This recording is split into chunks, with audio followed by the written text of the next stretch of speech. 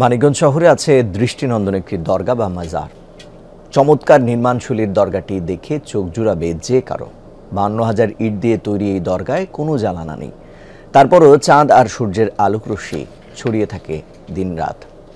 Ceylon family ব্লেন্ডের কড়ালিকার আর সতেজ স্বাদের perfect ব্লেন্ডে স্বপ্নেরা মেলুক টানা। চারদিকে সবুজের মাঝে দৃষ্টিনন্দন এক দালান, চলার পথে থমকে দাঁড়ায় পথিক। নবনির্মিত এই স্থাপনার নির্মাণ শৈলীতে প্রাধান্য পেয়েছে পরিবেশ বান্ধব আধুনিকতা। 52,000 ইট দিয়ে তৈরি ভবনটি দাঁড়িয়ে আছে 8টি পিলারের ওপর। 36টি বৃত্তের সমন্বয়ে নির্মাণ হয়েছে ছাদ। অভ্যন্তরীণ সজ্জায় মাথায় রাখা হয়েছে প্রকৃতি ও আধ্যাত্মিকতা।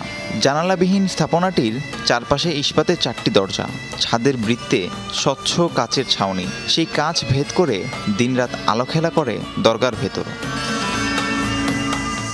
মানিকগঞ্জ শহরের হিজুলি এলাকায় এটি একটি সমাধিক্ষেত্র। স্বাধীনতা পুরস্কারপ্রাপ্ত বিজ্ঞানী ডক্টর মোবারক আহমেদ খান তার দাদা, বাবা ও মায়ের স্মৃতি ধরে রাখার উদ্দেশ্যে পৈতৃক ভিটায় সমাধিক্ষেত্রটি নির্মাণ করেছেন।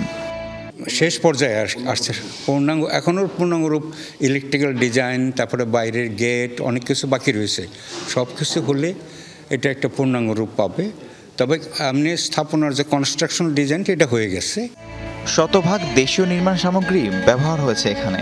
প্রায় কোটি টাকা ব্যয়ে নির্মিত দরগা দেখতে দূর দূরান্ত থেকে আসে দর্শনার্থীরা। অনেকেই আসে, খোঁজখবর নিতে আসে, দেখতে আসে।